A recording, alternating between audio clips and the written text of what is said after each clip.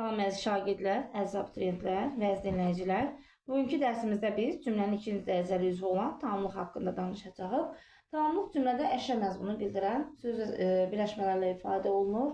İsmin adlıq və yelik halından başqa digər halların suallarına cavab verir. Adlıq halının sualına ona görə cavab vermir ki, adlıq halda olan sözlər cümlədə mübtəda vəzifəsində çıxış edir. Yelik halda olan söz isə bildiyimiz kimi təklikdə deyil, aid olduğu mənsubiyyə şəkilçili sözlə birlikdə birləşmə şəklində cümlə üzvü ola bilir. Amma bu da yelik halın təklikdə cümlə üzvü olması demək deyil. Yəni onun qoşulduğu sözdə yelik haldan başqa digər hallarda olur. Mənsubiyyə şəkilçili və ya ismin digər hallarında. Tamamlıq isə ismin adlı və yelik hallarından başqa yerdə qalan halların sualları, kimi, nəyi, haranı, kimə, nəyə, daha sonra kimə, nəyə, kimdə, nədə, kimdən, nədən. Bəzi qoşmalı sözlərlə işləndikdə isə kim haqqında, nə barəsində, kim üçün, nə üçün kimi suallara cavab verə bilir. Təsirli kəlmə bu suallarını qeyd edirəm. Deməli, haranı sualı ilə bağlı diqqətli oluruq. Çünki haranı sualı bizi çaşdıra bilər. Çünki daha çox hara sualı ilə bağlı sözlər, birləşmələr cümlədə zərflik rolunda çıxış edir. Amma təsirli kal haranı sualı olsa belə bu cümlədə tamamlıq olacaq. Biz buna heç bir halda zərflik demirik. Məsələn, mən tutaq ki, məktəbi gəzdim, haranı gəzdim, dünyanı gəzdim, haranı gəzdim. Burada olacaq cümlədə tamamlıq, haranı, dünyanı. Tamamlığın ifadə vasitələri hansılardır? Tamamlıq da ifadə olunur daha çox isimlərlə, sifətlərlə, isim, sifət, say, əvəzlik, zərflə, beli birləşmələrlə, ismi birləşmələrlə, mürəkkəb adlarla ifadə olunur, bəzi frazoloji birləşmələrlə, bir də qoşmalı olan söz və söz birləşmələrlə ifadə oluna bilir. Hər birinə nümunələr yazaq. Məsələn, deyirəm ki, kitabı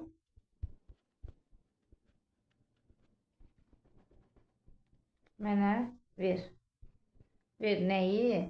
Kitabı kimə? Mənə. Bax, suala fikir verək. Nəyi? Kitabı tamamlığın sualıdır. Kimə? Mənə yenə də tamamlığın sualıdır. Kitabı burada isimdir, ifadə vasitəsi olaraq. Mənə isə əvəzlikdə. Daha sonra oxuyanları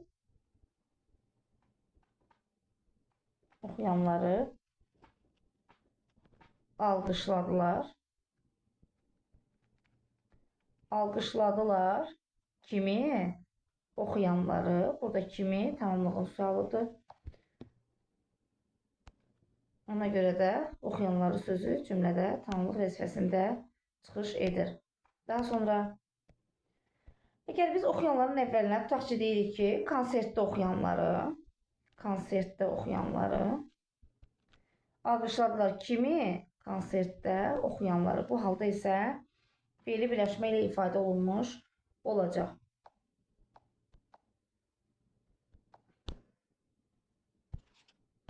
Daha sonra tamamlığın ifadə vasitəsi sifət haqqında danışaq.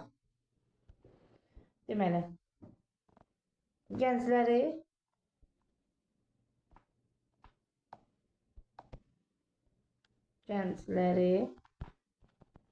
hamı tanıyır. Tanıyır kim? Hamı. Kimi? Gəncləri. Kimi tamamlığın sualıdır, gəncləri isə gənc sifətdir.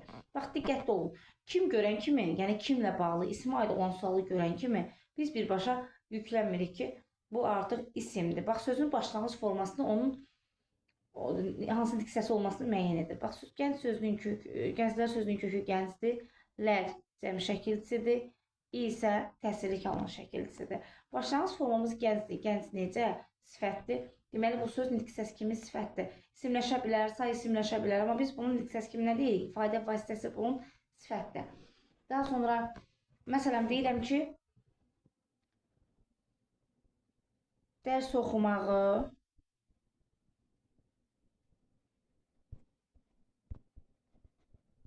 özünə borc bilir.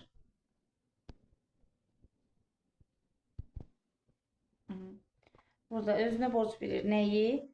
Dərs oxumağı. Dərs oxumağı nədir? Fiili birləşmə, dərs oxumağı. Daha sonra mürəkkəb adlarla ifadə olunur. Məsələn, deyirik ki, Səməd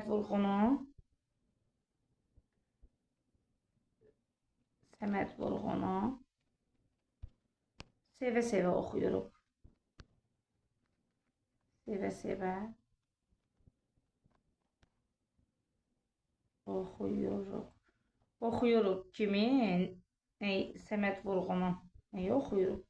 Yəni Səməd Vurğunun əsərlərini oxuyuruq kimi nəyi? Burada oldu tamamlıq vəzifəsində. İfadə vasitəsi nədir? Səməd Vurğun mürəkkəb adı. Deməli, burada mürəkkəb adla ifadə olunmuşdur. Daha sonra qoşmalı sözlərlə ifadə olunan bəzi birləşmələr tamam rolunda çıxış edir. Məsələn, tutaq ki, deyirik ki, mən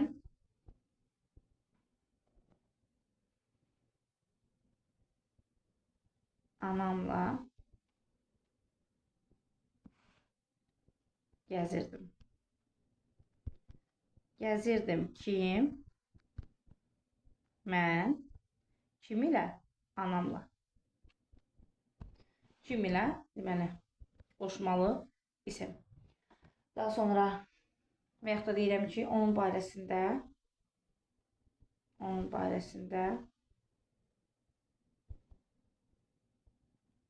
hər şeyi bilirəm.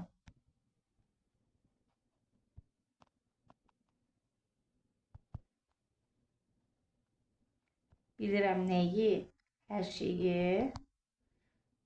Nə barəsində? Onun. Kimin barəsində? Onun barəsində. Onun barəsində tamamlıqdır. Qoşmalı sözlə ifadə olunub. Onun barəsində nəyi? Hər şeyi. Bu isə əvəzlikdir. Mürəkkəb qeyri-müəyyən əvəzliklə ifadə olunmuşdur. Daha sonra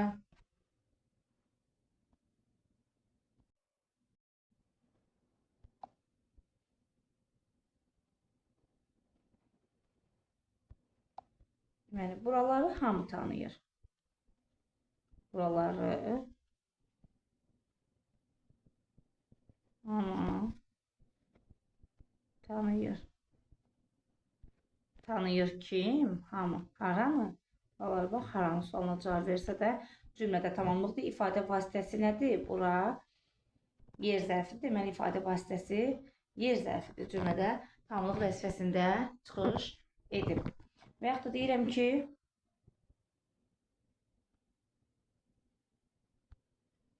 beşincilərdən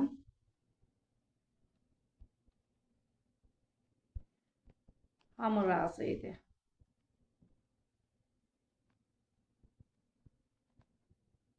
Razı idi. Razı idi kim? Hamı. Kimdən? Beşincilərdən. Beşinci saydı, düzəltmə saydı, sıra saydı. Tamamlığın ifadə vasitəsi kimi çıxış etmişdir. Daha sonra sifətə nümunə yazdıq.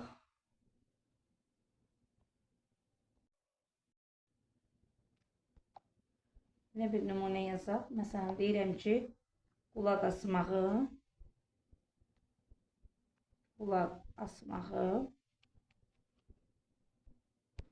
bacarmaq lazımdır. Bacarmaq lazımdır. Lazımdır predikativdir. İsmi xəbərdir. Lazımdır. Nə lazımdır? Qulaq asmağı bacarmaq. Burada birlikdə burada da getdi. Və yaxud da ki, desəm ki, belə yazaq, cümləmizi dəyişək. Burada birləşmə kimi götürdük bunu. Qulaq asmağı bacarır. Belə yazsaq cümləmizi. Qulaq asmağı bacarır. Bacarır. Nəyi? Qulaq asmağı. Nəyi bacarır? Qulaq asmağı bacarır. Qulaq asmağı. Burada nəyi? Qulaq asmağı. Qulaq asmaq nədir? Frazoloji birləşmədir və tamamlığın ifadə vasitəsi kimi çıxış etmişdir. Daha sonra quruş növlərinə gəldikdə tamamlıqlar quruluşuna görə sadə və mürəkkəb olmaqla iki yerə bölünür. Ümumiyyətlə bilirik ki, cümlə üzvləri quruluşuna görə iki cür olur. Sadə və mürəkkəb cümlə üzvləri hər biri haqqında, hər birində bu haqda danışmışıq. Burada çox geniş danışmaq istəmirəm. Sadəcə qeyd edirik ki, deməli, əgər nitq hissələri ilə sözlərlə ifadə olunubsa, bu sadədir. Əgər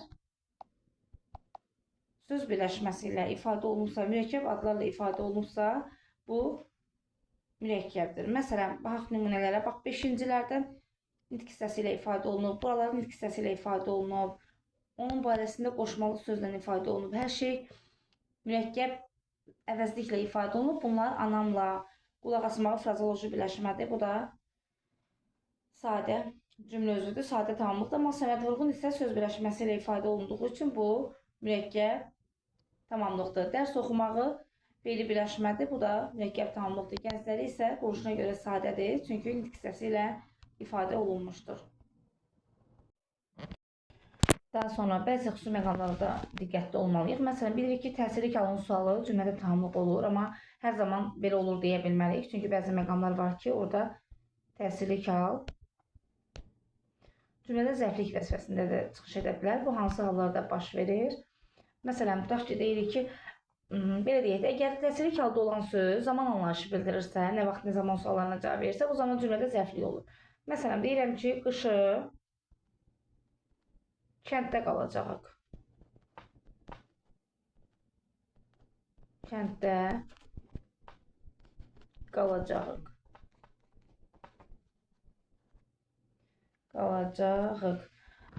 Qalacağıq. Harada? Kənddə. Nə zaman? Qışı. Burada artıq təsirli halda olsa da, qışı sözü cümlədə zərflik yolunda çıxış etmişdir.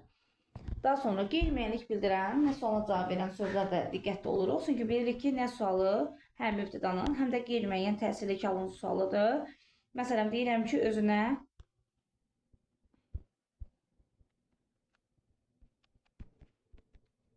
kitab al. Al nə? Kitab. Nə sualına cavab verir? Mübtədalı yoxsa tamamlıq? Bunu müəyyən etmək üçün həmin sözə eyni zamanda nəyi sualını veririk? Özünə nə al? Kitab al. Özünə nəyi al? Kitab al. Və yaxud da kitabı al. Təsirli hal şəkildisini əlavə edə bilirik. Bu zaman olur cümlənin tamamlığı. Kimə? Özünə. Kitab sözü isimdir. Özünə sözü isə əvəzlikdir. Tamamlığın ifadə vasitəsi kimi. Daha sonra bunları həm də necə fərqləndiririk? Yəni, mübtəda yoxsa tamamlıq olmağını. Tamamlıq olaraq qeyri-müəyyən təsirli hal demək olar ki, feilin yanında işlənir, al feildir. Amma deyirəm ki, kitab maraqlıdır. Bu da ismi xəbərə aiddir. Və yaxud da ki, kitab mənimdir. Nə? Kitab. Bu zaman isə olacaq mübtəda vəzifəsində. Bir də nəyə diqqət etməliyik? Əgər söz qeyri-müəyyən təsirli haldadırsa, istər insan anlayışı bildirsin, istər məkan anlayışı, istər digər cansızları və yaxud da canlıları bildirsin. Qeyri-müəyyən haldadırsa, hər bir halda nə sualına cavab verəcək? Məsələn, deyirəm ki, onlar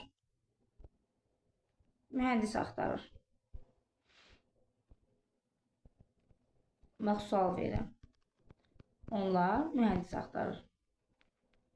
Axtarır kim? Onlar. Nə axtarır? Mühəndis. Nə sualına cavab verir? Onlar nəyi axtarır? Mühəndisi axtarır. Biz deyə bilməliyik onlar kim axtarır. Mühəndis sözü qeyri-müəyyən haldadırsa, o nə sualına cavab verəcək? Qeyri-müəyyən halda olan istər insan anlayışı bildirən, istər digər varlıqları bildirən sözlər nə sualına cavab verir? Dərsi izah edərkən qeyd etdim, yenə də qeyd edirəm, haranın sualına cavab verən söz. Məsələn, deyirəm ki, Qarabağı azad etdilər. Azad etdilər. Azad etdilər haranı? Qarabağı. Haranın sualına cavab verdi, nə olacaq? Cümlənin tamamlığı olacaq. Daha sonra qeyd etdik ki, tamamlıq ismin adlıq və yəlik hallarından başqa digər halların suallarına cavab verir. Amma adlıq halda olan söz, bir də yəlik halda olan söz qoşmalarla işləndikdə cümlədə tamamlıq ola bilər. Yəni, təklikdə yox, deyə bilmərik ki, adlıq hal və yəlik halda olan sözlər cümlədə müstəqil şəkildə tamamlıq ola bilir. Xeyr, qoşma ilə işləndikdə, məsələn, kim adlıq halın sualıdır, kim ilə, kim üçün, kim haqqında, kim barəsində və yaxud da ki, kimin üçün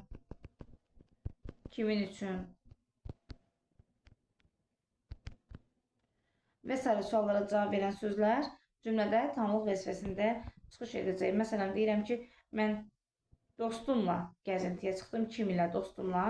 Və yaxud da deyirəm ki, kitab üçün mağazaya getdim. Nə üçün getdim? Kitab üçün getdim. Burada artıq nə olacaq? Məqama da diqqət edək. Deyirik ki, kitab üçün mağazaya getdim.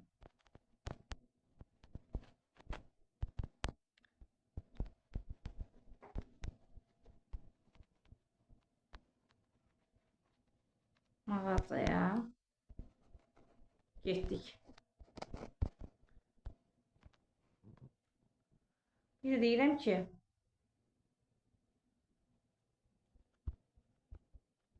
kitab üçün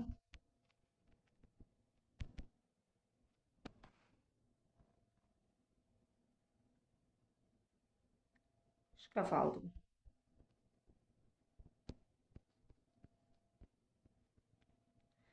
Deməli, nə üçün sualına cavab ver? Hər biri mağazaya getdik. Nə üçün? Şkaf aldım.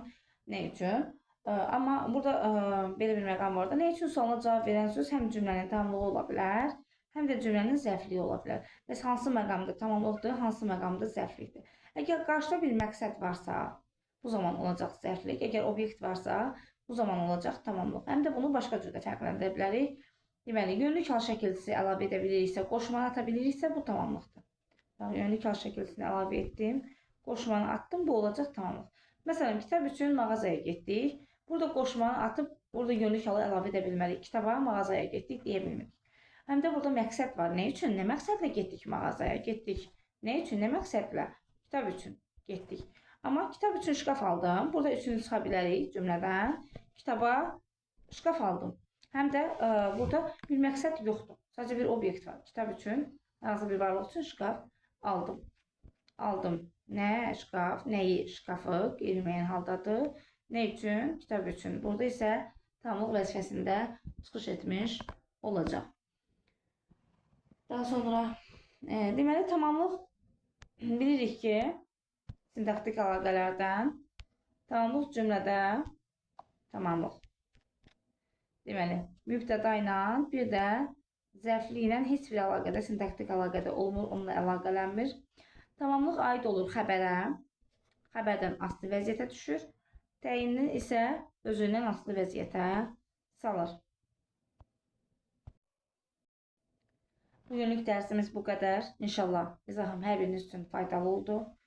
Videonu bəyənməyi, rəylərinizi bizimlə bölüşməyi, paylaşmağı unutmayın. Hər birinizə təşəkkür edirəm.